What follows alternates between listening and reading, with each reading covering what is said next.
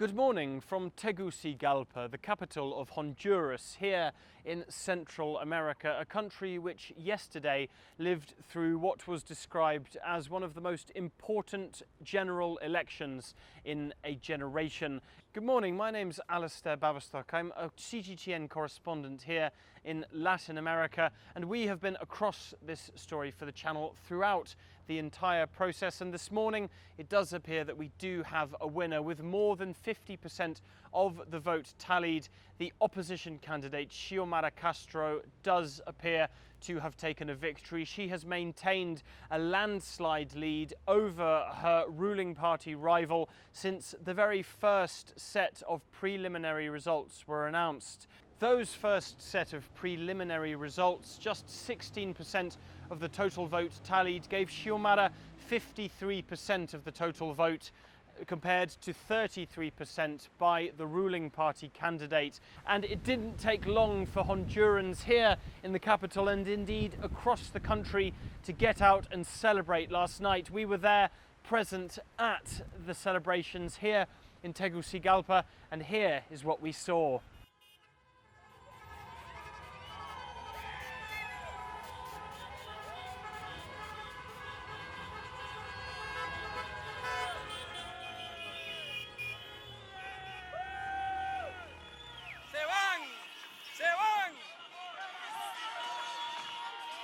El triunfo es del pueblo hondureño, no es Xiomara, es el pueblo.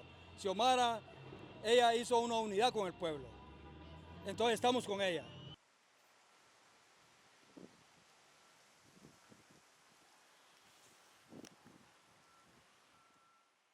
And indeed, this general election wasn't only over president, it was also over the country's Congress and over the municipal level. This country has 18 individual counties or states, however you'd like to call them, and it does appear to be an absolute landslide on that level as well. The opposition party has taken 17 of them. Only one has remained in the hands of the current ruling party. That is a record here in Honduras. It's never happened before. And what we saw yesterday was also a record level of participation, voter participation. 3.2 million Hondurans turned out to vote in a record vote here. And one particularly interesting little piece of information there is that 600,000 young people, those below the age of 21, voting for the first time turned out.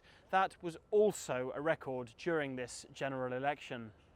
So people are really happy here in Honduras this morning. There's a real sense of a pressure gauge having been released. People are more relaxed. There's a sense of relief. Since we arrived here in Honduras to cover these elections earlier last week, there's been a real sense of tension. People really feared a repeat of what happened 4 years ago during the 2017 presidential election, when there was an electoral fraud, a steal, subsequent violence and confrontations with the authorities and deaths. That was not the case yesterday. It was a relatively peaceful day of voting, but now that it does appear there's going to be a new government in Honduras, the transfer of power between those two governments, which the new one will take power in January of 2022, is remaining a question, not least because the liberty of the current president, Juan Orlando Hernandez, remains in doubt.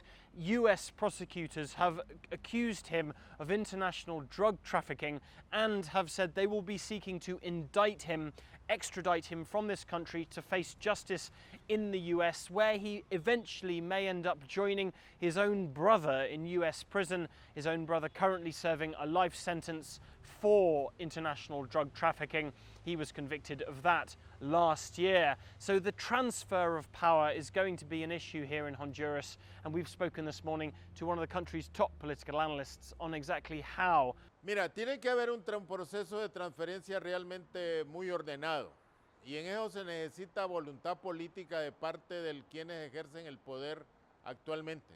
Entonces, yo creo que nosotros esperamos que el gobierno de la República colabore para hacer una transición que no pueda perturbar la paz del país. So a change of government is now in Honduras's future. They will take power in January and they have a lot on their plate when they do so. This country has a great deal of problems: poverty, unemployment, dreadful violence on the part of the Mara Central American gangs, and enormous rates of migration leaving this country. But for the moment, a sense of relief here in Tegucigalpa and indeed across the entire country of Honduras following yesterday's peaceful and successful general election. Thank you for tuning in. I've been Alasdair Baverstock reporting here for CGTN from Tegucigalpa, Honduras.